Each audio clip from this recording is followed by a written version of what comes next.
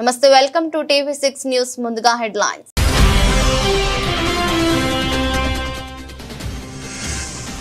ఐక్యరాజ్య సమితిలో పాకిస్తాన్ పై ఇజ్రాయెల్ తీవ్ర స్థాయిలో విమర్శలు బిన్ లాడెన్ కు ఆశ్రయం ఇచ్చింది నిజం కాదా అంటూ పాక్ ను సూటిగా ప్రశ్నించిన ఇజ్రాయెల్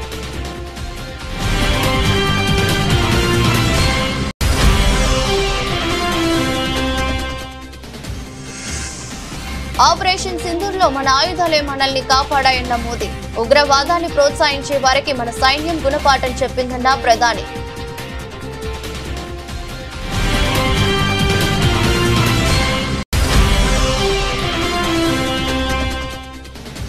చురాచంద్పూర్ లో 7,300 కోట్ల విలువైన పలు అభివృద్ధి ప్రాజెక్టులకు ప్రధానమంత్రి శంకుస్థాపన మణిపూర్ ను అభివృద్ధి పదంలోకి తీసుకువస్తామని మోదీ భరోసా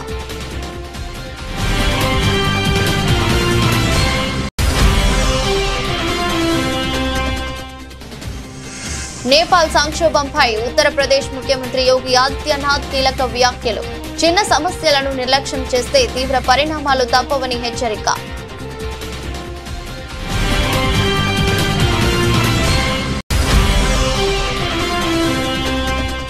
ట్రైబ్యునల్ ముందు వినిపించాల్సిన వాదనలపై నీటిపారుదల శాఖ ఉన్నతాధికారులతో సీఎం రేవంత్ సమీక్ష సమావేశం రాష్ట్ర ప్రయోజనాలను పరిరక్షించేందుకు బలమైన వాదనలు వినిపించాలని వ్యాఖ్య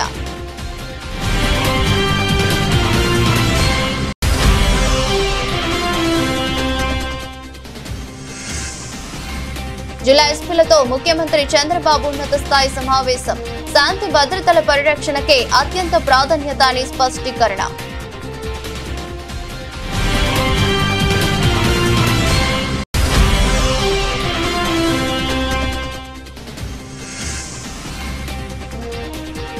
ఆ 10 మందితో రాజీనామా చేయించి ఉప ఎన్నికలకు వచ్చే దమ్ముందా సీఎం రేవంత్ కు కేటీఆర్ సూటి సవాల్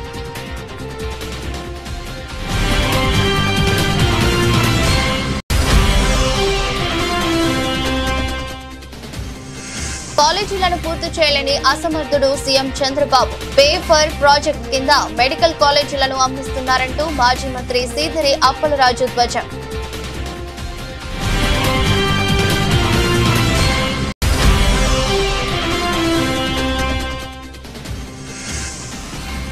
ప్రపంచ బాక్సింగ్ ఛాంపియన్షిప్ లో భారత్ కు తొలి స్వర్ణం మహిళల 57 కిలోల విభాగంగా జైస్మిన్ లంబూరియా బంగారు పతకం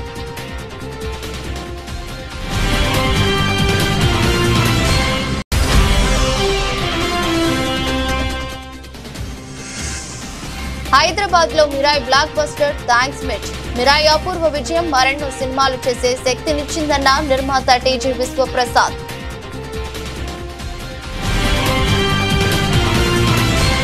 అల్ ఖైదా అధినేత ఒసామా బిన్ లాడెన్ ను వారి దేశంలోనే ఆశ్రయం కల్పించి అతడు అక్కడే హతమైన వాస్తవాన్ని పాకిస్తాన్ ఎప్పటికీ మార్చలేదని ఇజ్రాయెల్ ఆగ్రహం వ్యక్తం చేసింది ఉగ్రవాదం విషయంలో పాకిస్తాన్ ద్వంద్వ ప్రమాణాలు పాటిస్తుందని ఐక్యరాజ్య సమితి భద్రతా మండలి వేదికగా దుయ్యబట్టింది దోహాలో హమాస్ నాయకులపై ఇజ్రాయెల్ జరిపిన దాడిని చర్చించేందుకు భద్రతా మండలి ప్రత్యేకంగా సమావేశమైంది సమావేశంలో ఇజ్రాయెల్ పాకిస్తాన్ ప్రతినిధుల మధ్య తీవ్ర వాగ్వాదం చోటు చేసుకుంది ఈ సందర్భంగా ఐరాసాలో ఇజ్రాయెల్ శాశ్వత ప్రతినిధి డానీ డానోన్ మాట్లాడుతూ పాకిస్తాన్ రాయబారి ఆసిమ్ ఇఫ్తిఖార్ అహ్మద్ వైపు చూస్తూ ఘాటు వ్యాఖ్యలు చేశారు పాకిస్తాన్ లో బిన్ లాడెన్ ను మట్టుబెట్టినప్పుడు విదేశీ గడ్డపై ఉగ్రవాదిని ఎందుకు లక్ష్యంగా చేసుకున్నారని ఎవరు అడగలేదు అసలు ఒక ఉగ్రవాదికి ఎందుకు ఆశ్రయం ఇచ్చారు అనే ప్రశ్న మాత్రమే తలెత్తింది ఈ రోజు కూడా అదే ప్రశ్న అడగాలి బిన్ లాడెన్ కు ఎలాంటి మినహాయింపు లభించలేదు హమాస్ కు కూడా లభించదు అని ఆయన స్పష్టం చేశారు If the distinguished colleague from Pakistan wanted to read the statement, he could have done it at the beginning of the session. But I want to refer to your words. Maybe you got offended from the word of my speech, and I apologize for that. But I make sure that in my speech I stick to the facts. And the fact is that Osama bin Laden was killed in Pakistan. And no one condemned the US. And when other countries in this council attack terrorists, no one condemns them. And that is the issue of double standards. When you apply different standards on Israel, then the standard you apply on yourselves, that is the problem of this institution. So yes, you cannot change the fact that 9/11 happened, and today we mark this day. You cannot change the fact that Osama bin Laden was in Pakistan, and he was killed on your territory. But I would ask you, when you criticize us, and I'm sure it will continue in the future, think about the issue of double standards, which standards you apply to your country and which standards you apply to Israel. Thank you, Mr. President. దేశంలో తయారైన ఆయుధాలే operation Sindoor సమయంలో దేశాన్ని కాపాడాయని ప్రధానమంత్రి నరేంద్ర మోదీ స్పష్టం చేశారు. ఈ operation లో భారత సైన్యం కనబరిచిన ధైర్య సాహసాలను నైపుణ్యాన్ని ఆయన ప్రశంసించారు. మిజోరాం రాజధాని ఐజ్వాల్, మణిపూర్ రాజధాని ఇంఫాల్లో జరిగిన సభల్లో ప్రధాని ప్రసంగించారు. ఈ సందర్భంగా ఆయన మాట్లాడుతూ ఆపరేషన్ సింధూర్ ద్వారా మన సైనికులు ఉగ్రవాదాన్ని ప్రోత్సహించే వారికి గట్టి గుణపాఠం చెప్పారని అన్నారు. ఈ ఆపరేషన్ లో మన సైన్యం ప్రదర్శించిన శక్తిని, పరాక్రమాన్ని యావత్ ప్రపంచం చూస్తుందని తెలిపారు. ఈ విజయంలో మేడ్ ఇన్ ఇండియా ఆయుధాలు అత్యంత కీలక పాత్ర పోషించాయి. దేశ భద్రతకు మన ఆర్థిక వ్యవస్థ, తయారీ రంగం బలోపేతం కావటం చాలా ముఖ్యమని మోదీ వివరించారు. దేశం గర్వపడేలా మన సైనికులు పాకిస్తాన్ సైన్యంపై నిర్ణయాత్మక దెబ్బతీశారని ఆయన పేర్కొన్నారు. We are also seeing the growth of Make in India and exports. During Operation Sindoor, you all saw how our soldiers taught a lesson to those who sponsored terror. The whole nation was filled with a sense of pride about our armed forces. In this operation, Made in India weapons played a significant role in protecting our country. The growth of our economy and manufacturing sector is very important for our national security.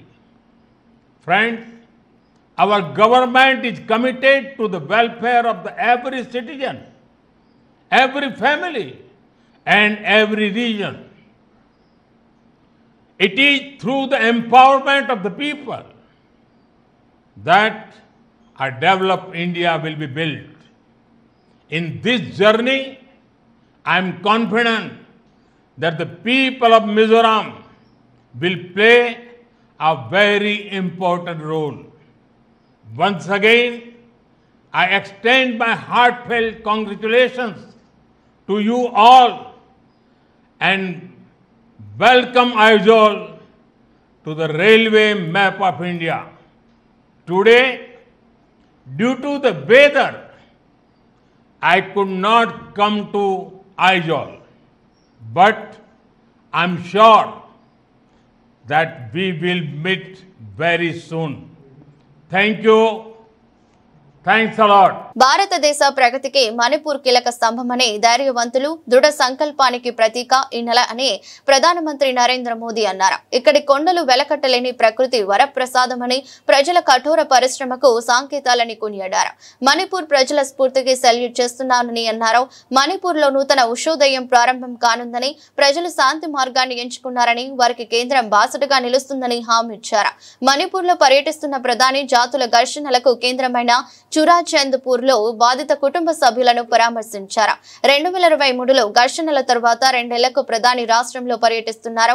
శాంతి భద్రతల పునరుద్ధరణకు కేంద్రం కట్టుబడి ఉందని బాధిత కుటుంబాలకు ప్రధాని సందర్భంగా భరోసా ఇచ్చారు.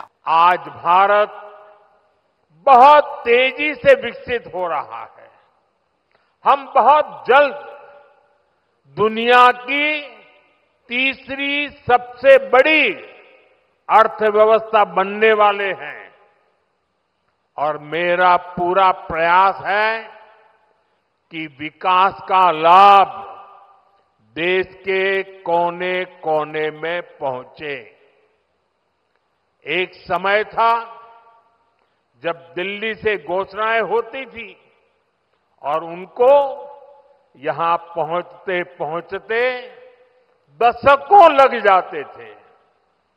आज हमारा चूराचांदपुर, हमारा मणिपुर भी बाकी देश के साथ विकास कर रहा है. अब जैसे देश भर में गरीबों के लिए हमने पक्के घर बनाने की योजना शुरू की, इसका फायदा मणिपुर के भी हजारों परिवारों को मिला. यहां करीब 60,000 घर बन चुके हैं. इसी तरह इस क्षेत्र में पहले बिजली की कितनी समस्या होती थी। हमारी सरकार ने आपको इस परेशानी से मुक्ति दिलाने का प्रण लिया है। इसी का नतीजा है कि यहां मणिपुर में भी 1 लाख से अधिक परिवारों को मुफ्त बिजली कनेक्शन दिया गया है। साथियों, हमारी माताओं बहनों को पानी के लिए भी बहुत सारी मुश्किलें होती थी। इसके लिए हमने हर घर नल से जल स्कीम शुरू की। बीते सालों में 15 करोड़ से अधिक देशवासियों को नल से जल की सुविधा मिल चुकी है। मणिपुर में तो 7-8 साल पहले तक सिर्फ 25-30 हजार घरों में ही पाइप से पानी आता था, लेकिन आज यहां 3.5 लाख से अधिक घरों में नल से जल की सुविधा मिल रही है। मुझे विश्वास है कि बहुत जल्द मणिपुर के हर परिवार के घर में पाइप से पानी आने लगेगा। నేపాల్లో ఇటీవల చోటు చేసుకున్న తీవ్ర హింసాత్మక ఆందోళనలపై ఉత్తరప్రదేశ్ ముఖ్యమంత్రి యోగి ఆదిత్యనాథ్ స్పందించారు. చిన్న సమస్యలను నిర్లక్ష్యం చేస్తే ఎంతటి పెను ప్రమాదాలకు దారితీస్తాయో చెప్పడానికి నేపాల్ పరిణామాల యొక్క ఉదాహరణని ఆయన అన్నారు. లక్నోలోని Ram Manohar Lohia institute of medical sciences వ్యవస్థాపక దినోత్సవ కార్యక్రమంలో యోగి మాట్లాడుతూ ప్రజా ప్రతినిధులుగా మేము కూడా ప్రజల ఆగ్రహాన్ని ఎదుర్కొంటాం. వారి సమస్యలను ఓపికగా విని సరైన పరిష్కారాలు చూపాల్సిన బాధ్యత మాపై ఉందని అన్నారు. నేపాల్ పరిణామాలను ప్రస్తావిస్తూ నేపాల్లో ఏం జరిగిందో మీరంతా చూసే ఉంటారు. ఒక చిన్న సామాజిక మాధ్యమం అంశాన్ని మొదట అందరూ తేలిగ్గా తీసుకున్నారు. కానీ దాని పర్యవసానం ఎలా ఉంది, ఆ దేశ అభివృద్ధి పురోగతి ఎలా ఆగిపోయాయో గమనించాలి. ప్రజల జీవితాలతో ఎలా ఆడుకున్నారో చూడాలి. ఇలాంటి సంఘటనలు మరెక్కడా పునరావృతం కాకుండా ఉండాలంటే ప్రతి ఒక్కరూ తమ తమ రంగాల్లో అప్రమత్తంగా ఉండాలని యోగి హెచ్చరించారు. కేసీఆర్ నిర్లక్ష్యం కారణంగానే ఆంధ్రప్రదేశ్ కృష్ణా జలాలను తరలించకపోయిందని, ఏపీ అక్రమ తరలింపును ఆధారాలతో సహా కృష్ణా జల వివాదాల ట్రైబ్యునల్ ముందు నివేదించాలని తెలంగాణ ముఖ్యమంత్రి రేవంత్ రెడ్డి అన్నారు. కృష్ణా జలాల్లో తెలంగాణ రాష్ట్రానికి న్యాయమైన వాటా సాధించి తీరుతామని ఆయన స్పష్టం చేశారు. ఈ నెల 23 నుంచి 25 వరకు ఢిల్లీలో కృష్ణా జల వివాదాల ట్రైబ్యునల్ విచారణ జరగనున్న నేపథ్యంలో ట్రైబ్యునల్ ముందు వినిపించాల్సిన వాదనలపై నీటిపారుదల శాఖ ఉన్నతాధికారులతో ఆయన సమీక్ష సమావేశం నిర్వహించారు. ఈ సందర్భంగా మాట్లాడుతూ కృష్ణా జలాల్లో తెలంగాణ రాష్ట్రానికి రావాల్సిన నీటి వాటాను సాధించేందుకు గట్టిగా పట్టుబట్టాలని అధికారులకు సూచించారు. రాష్ట్ర ప్రయోజనాలను పరిరక్షించేందుకు అవసరమైన బలమైన వాదనలను వినిపించాలని ఆయన అన్నారు. కృష్ణా నదిపై చేపట్టిన ప్రాజెక్టుల వివరాలన్నింటినీ ట్రైబ్యునల్ ముందుంచాలని ఆదేశించారు. గతంలో సరైన శ్రద్ధ కనబరచకపోవడం వల్లే ఈ పరిస్థితి తలెత్తిందని ఆయన అన్నారు. కృష్ణా జలాల్లో వాటా సాధించడంలో కేసీఆర్ విఫలమయ్యారని, నీటి వాటాల విషయంలో ఆయన తెలంగాణకు ద్రోహం చేశారని విమర్శించారు. పాలమూరు, దిండి వంటి అనేక ప్రాజెక్టులను పెండింగ్ లో ఉంచారని ఆరోపించారు. రాష్ట్రంలో శాంతి భద్రతల పరిరక్షణకు అత్యధిక ప్రాధాన్యత ఇస్తామని, ఈ విషయంలో ఎలాంటి రాజకీయ తావులేదని ముఖ్యమంత్రి నారా చంద్రబాబు నాయుడు స్పష్టం చేశారు. శాంతి భద్రతలు పటిష్టంగా ఉంటేనే రాష్ట్రానికి పెట్టుబడులు వస్తాయని, తద్వారా యువతకు ఉపాధి, ఉద్యోగ అవకాశాలు మెరుగుపడి రాష్ట్ర వృద్ధి రేటు పెరుగుతుందని ఆయన అన్నారు. జిల్లాల ఎస్పీలతో బదిలీల అనంతరం నిర్వహించిన ప్రత్యేక సమావేశంలో ఆయన పలు కీలక అంశాలపై దిశానిర్దేశం చేశారు. రాజకీయ ముసుగులో నేరాలకు పాల్పడే వారిని ఎట్టి పరిస్థితుల్లోనూ ఉపేక్షించవద్దని కఠినంగా హెచ్చరించారు. ప్రస్తుత సమాజంలో నేరాల స్వరూపం మారిందని, రాజకీయాలను అడ్డు పెట్టుకుని నేరాలు చేసే సంస్కృతి పెరిగిపోయిందని ముఖ్యమంత్రి ఆవేదన వ్యక్తం చేశారు. సీఎం రేవంత్ రెడ్డికి ఆయన భాషలో చెప్తేనే అర్థమవుతుంది. ఆయన అట్లాంటి భాష మనం మాట్లాడలేం, కానీ తప్పదు, ఆయన కోసం మాట్లాడాలి. రేవంత్, నువ్వు మొగోడివైతే ఆ 10 మంది ఎమ్మెల్యేలతో రాజీనామా చేయించు. ఉప ఎన్నికలకు పోదాం, బై ఎలక్షన్లలో చూసుకుందాం. 10 ఏళ్ల కేసీఆర్ పాలన, 2 ఏళ్ల కాంగ్రెస్ పాలన, ఏది బాగుందో తేల్చుకుందాం. ఉప ఎన్నికల్లో దమ్ముంటే గెలిచి చూపించు అంటూ గద్వాల తేరు మైదానం నుంచి బీఆర్ఎస్ వర్కింగ్ ప్రెసిడెంట్ కేటీఆర్ సవాల్ విసిరారు. గద్వాల జిల్లా కేంద్రంలో ఏర్పాటు చేసిన గద్వాల గర్జన సభలో ఆయన మాట్లాడుతూ ప్రజల ఆకాంక్షలు అభిప్రాయాలను తుంగలో తొక్కి వ్యక్తిగత అవసరాల కోసం పార్టీలు మార్చిన ఎమ్మెల్యేలకు ప్రజా కోర్టులో శిక్ష తప్పదని హెచ్చరించారు. పార్టీలు మారిన ఆ 10 మంది ఎమ్మెల్యేల పరిస్థితి దయనీయంగా ఉన్నదని, అసలు వారు ఏ పార్టీలో ఉన్నారో చెప్పుకోలేని దుస్థితిలో ఉన్నారని ఎద్దేవా చేశారు. అన్ని వర్గాల ప్రజలను మోసం చేసిన కాంగ్రెస్ పార్టీ పరిపాలన చూసి పార్టీ మారిందా అని ప్రశ్నల వర్షం కురిపించారు. కాంగ్రెస్ నేతలు యూరియాను బ్లాక్ లో అమ్ముకుంటున్నారని, గ్రూప్ 1 ఉద్యోగాలను కూడా అమ్ముకున్నారని ఆరోపించారు. ముఖ్యమంత్రి రేవంత్ రెడ్డి గారిని అడుగుతా ఉన్నా, మీకేమన్నా కొద్దిగా రేషం ఉందా, పౌరుషం ఉందా అని అడుగుతా ఉన్నా. మీరే కదా అన్నాడు ఎమ్మెల్యేలు పార్టీ మారినారు కాంగ్రెస్ వాళ్ళని చెప్పి, మీరే కదా మాట్లాడింది. ఎమ్మెల్యేలు పార్టీ మారిన వాళ్ళని రాళ్లతోని కొట్టి చంపమని అన్నాడు. మరి వీళ్ళు ఎవరు చంపాలి రాళ్ళని? ఎవరిని కొట్టాలా ఈరోజు? మీరే కదా అన్నారు అన్నాడు. ఆ ఇంటి మీద వాళ్ళని కాకి ఈ ఇంటి మీద వాళ్ళద్దన్నారు. మరి 10 మంది కాకుల్ని ఎందుకు తెచ్చుకున్నావు నేను అడుగుతా ఉన్నా. ఈ 10 మంది కాకులు ఇవాళ ఎటు కాకుండా పోయినారు వీళ్ళు. ఇలా గట్టిగా పోయి అడిగినావు అనుకో నువ్వు ఏ పార్టీ అని. ఇప్పుడు 2 లింగాలు ఉంటాయి నాకు తెలిసి అయితే, ఒకటి భూలింగం, రెండోది స్త్రీలింగం, అంతేనా? ఇప్పుడు మరి ఏ లింగాలు వీళ్ళు? ఎవరు వీళ్ళు? ఎటుగాని పరిస్థితిలో ఇరుక్కొని పోయినారు. ఏ పార్టీ చెప్పలేరు, ఎమ్మెల్యేలో కాదో చెప్పలేరు. స్పీకర్ కాడ ఒక మాట, ప్రజల కాడ ఒక మాట, బయటికి వస్తే ఒక మాట, ముఖ్యమంత్రి కాడికి వస్తే కాళ్ళు మొక్కేది. గిందుక మిమ్మల్ని గెలిపించింది. తప్పకుండా అందుకే గద్వాల చైతన్యమున్న ప్రాంతం, తప్పకుండా మీ చైతన్యాన్ని చూపెట్టాలి. రేపు మీ ఉప ఎన్నిక ఒక 6-9 నెలల్లో వస్తుందేమో గానీ లోకల్ బాడీ ఎలక్షన్లు ఇంకా ముందే వస్తాయి. ఇక్కడ జెడ్పీటీసీ ఎలక్షన్లు, ఎంపీటీసీ ఎలక్షన్లు, సర్పంచ్ ఎన్నికలు, మున్సిపల్ ఎలక్షన్లు తొందరలోనే రాబోతా ఉన్నాయి. నేను ప్రార్థిస్తా ఉన్నా, ఇక్కడ ఎవరు అభ్యర్థి అయినా మీ గద్వాల బిడ్డనే అవుతాడు. రైతుల యూరియా అమ్ముకుంటున్నారు, పిల్లల గ్రూప్ 1 ఉద్యోగాలు కూడా అమ్ముకున్నారు. గ్రూప్ 1 లో కుంభకోణం జరిగిందని, గ్రూప్ 1 పరీక్షల్లో 563 ఉద్యోగాలుంటే వాటిని కూడా అమ్ముకున్నారని చెప్పి మొన్న ఆర్ఎస్ ప్రవీణ్ కుమార్ గారు పోతే పిల్లల దగ్గరికి వాళ్ళు చెప్తా ఉన్నారు. ఒక్కొక్క ఉద్యోగం, డిప్యూటీ కలెక్టర్ ఉద్యోగం 3 కోట్ల రూపాయలకు అమ్ముకొని మొత్తం 563 ఉద్యోగాలంటే దగ్గర 1700 కోట్ల రూపాయలు ఇలా దండుకున్నారు కాంగ్రెస్ నాయకులు.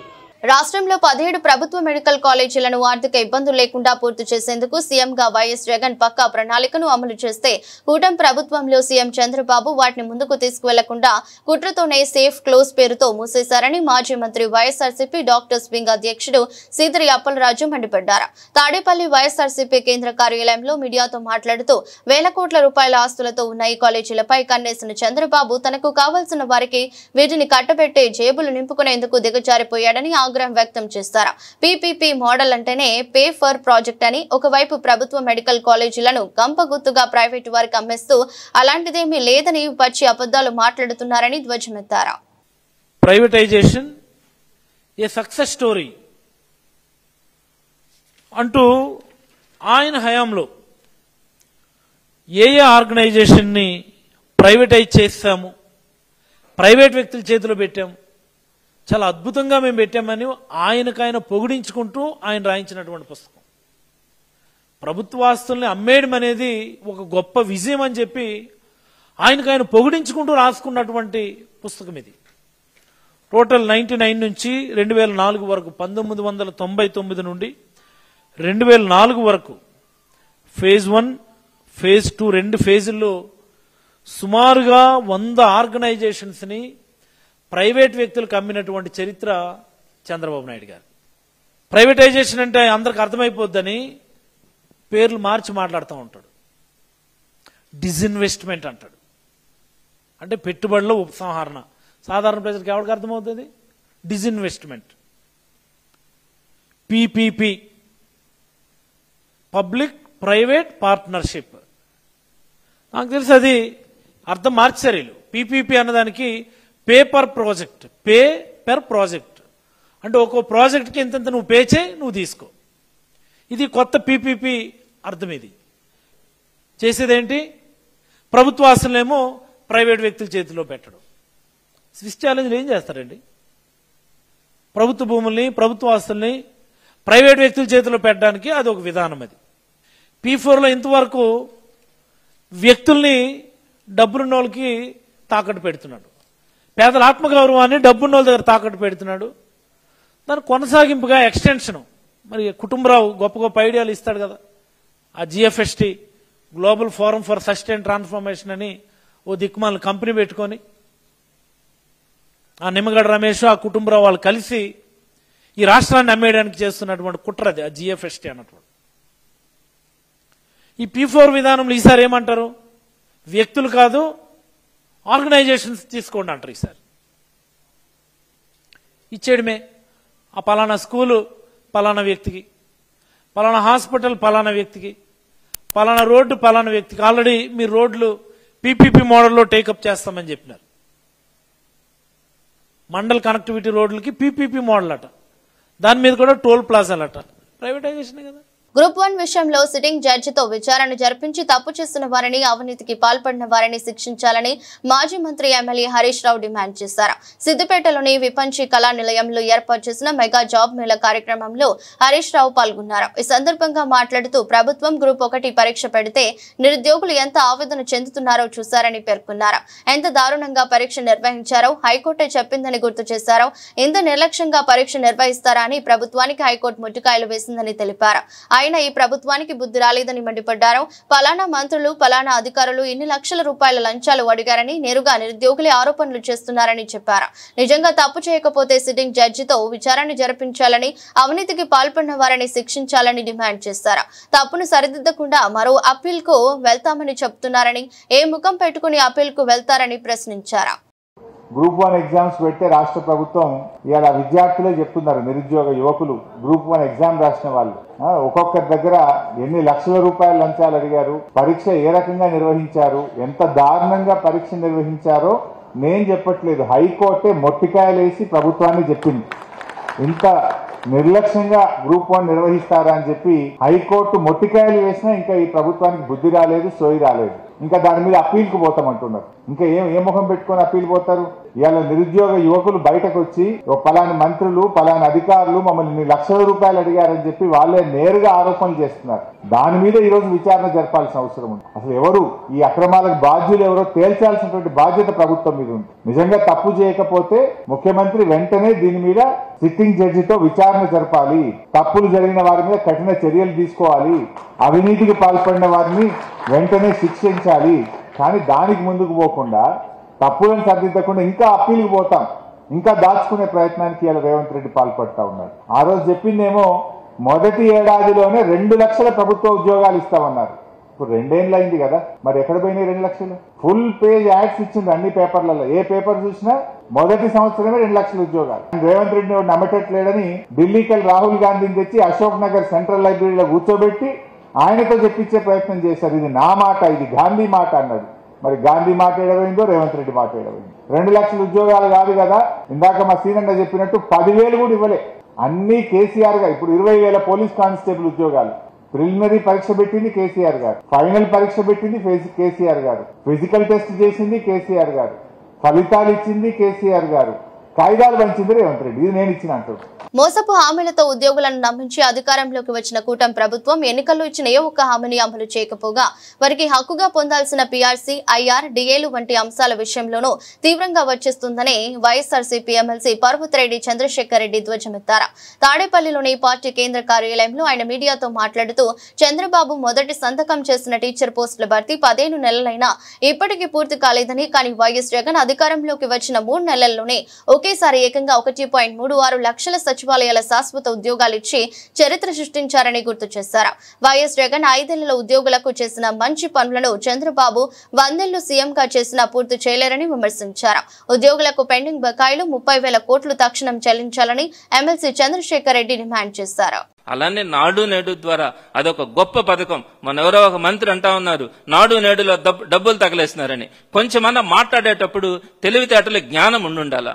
గతంలో ఒక గవర్నమెంట్ స్కూల్లో చదువుతా ఉన్నప్పుడు కింద ఎప్పుడు కూడా ఫ్లోరింగ్ ఉండేది కాదు, పెచ్చులు ఎప్పుడు ఊడిపడతాయో తెలియదు. కనీసం మహిళా టీచర్లు బాత్రూమ్కి వెళ్లాలంటే పక్కిళ్లలోకి పోయేటువంటి పరిస్థితి.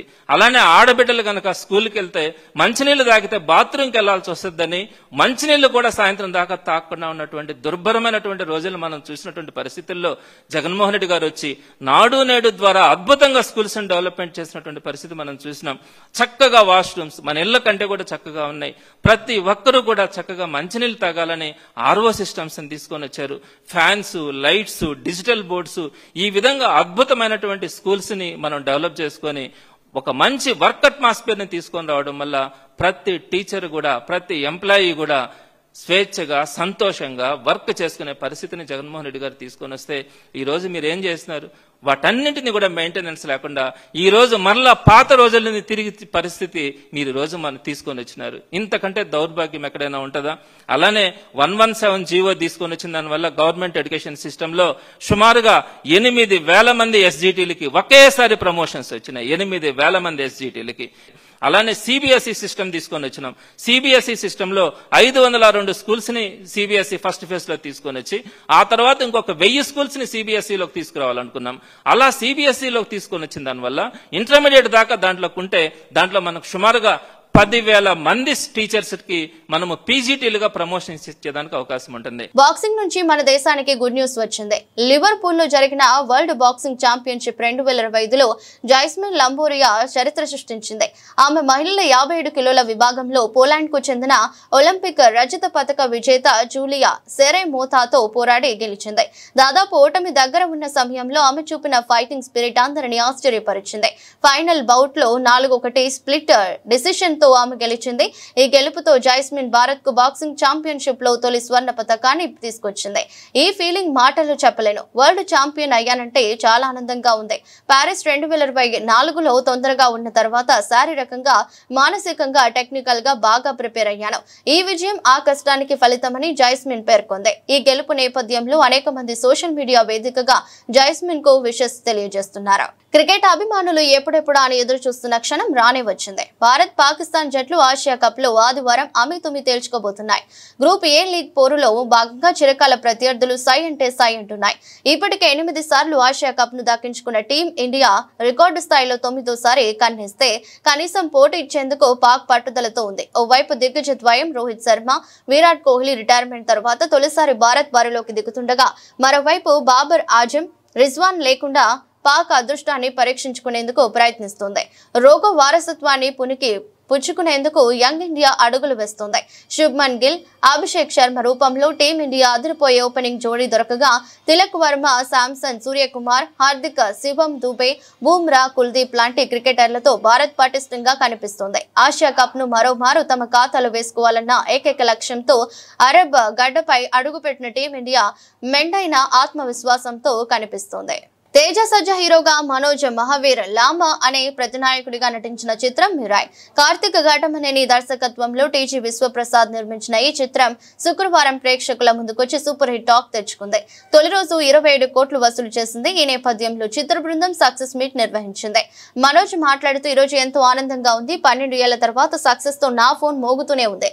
అభినందనలు వస్తున్నప్పటికీ నాకు ఇదంతా కలలా ఉందన్నారు. అలాగే సక్సెస్ మీట్ లో టీజీ విశ్వప్రసాద్ ఇన్నాళ్లు పడిన బాధను మొత్తం తమ సంస్థకు గత ఏడాది అంతగా కలిసి రాలేదు.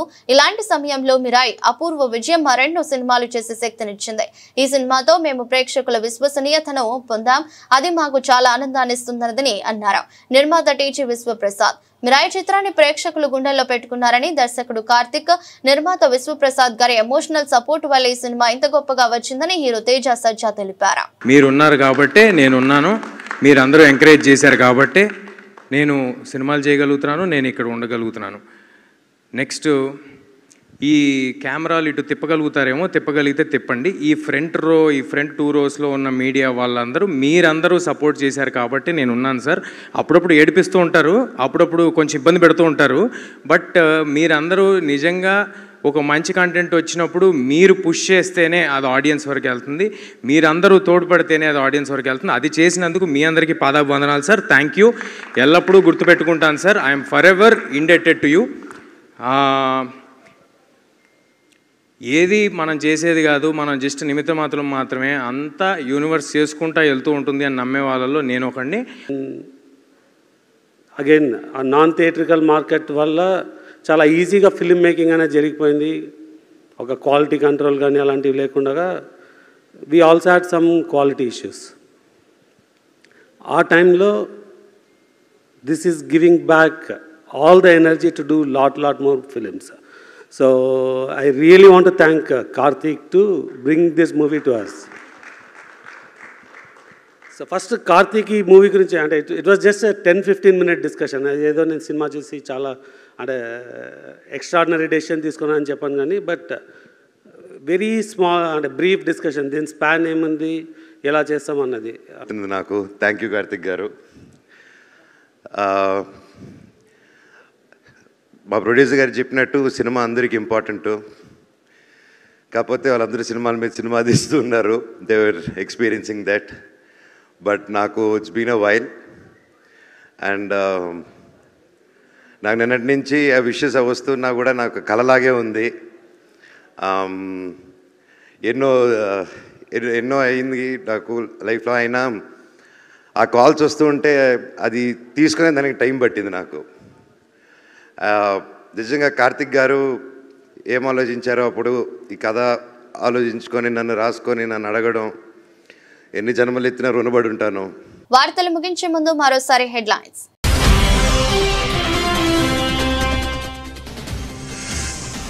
ఐక్యరాజ్య సమితిలో పాకిస్తాన్ పై ఇజ్రాయెల్ తీవ్ర స్థాయిలో విమర్శలు. బిన్ లాడెన్ కు ఆశ్రయం ఇచ్చింది నిజం కాదా అంటూ పాక్ ను సూటిగా ప్రశ్నించిన ఇజ్రాయెల్.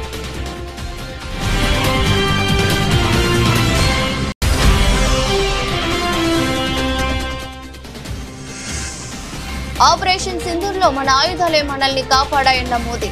ఉగ్రవాదాన్ని ప్రోత్సహించే వారికి మన సైన్యం గుణపాఠం చెప్పిందన్న ప్రధాని.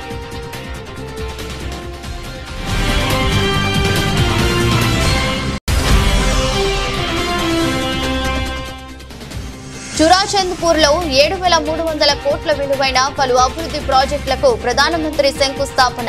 మణిపూర్ ను అభివృద్ధి పదంలోకి తీసుకువస్తామని మోదీ భరోసా.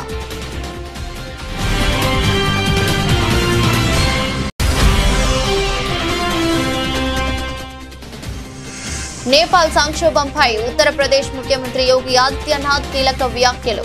చిన్న సమస్యలను నిర్లక్ష్యం చేస్తే తీవ్ర పరిణామాలు తప్పవని హెచ్చరిక.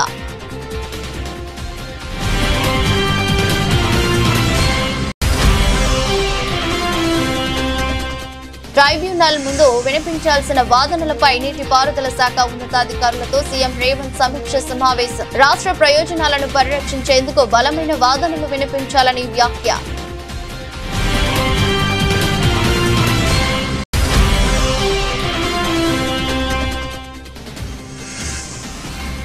జిల్లా ఎస్పీలతో ముఖ్యమంత్రి చంద్రబాబు ఉన్నత స్థాయి సమావేశం. శాంతి భద్రతల పరిరక్షణకే అత్యంత ప్రాధాన్యత అని స్పష్టీకరణ.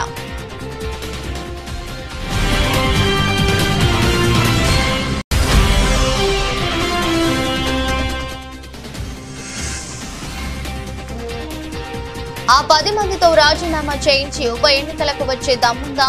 సీఎం రేవంత్ కు కేటీఆర్ సూటి సవాల్.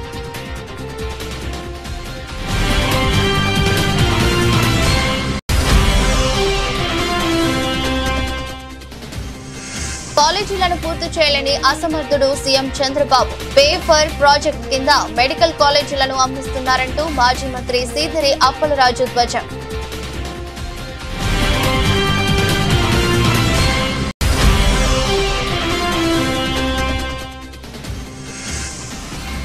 ప్రపంచ బాక్సింగ్ ఛాంపియన్షిప్ లో భారత్ కు తొలి స్వర్ణం. మహిళల 57 కిలోల విభాగంగా జైస్మిన్ లంబూరియా బంగారు పతకం.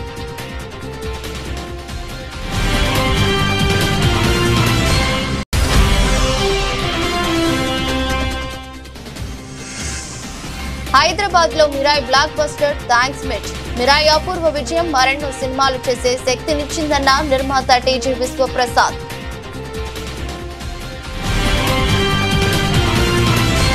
ఇది రోజు బులెటిన్. మరో బులెటిన్ లో మళ్ళీ కలుద్దాం. అంతవరకు సెలవు. నమస్కారం.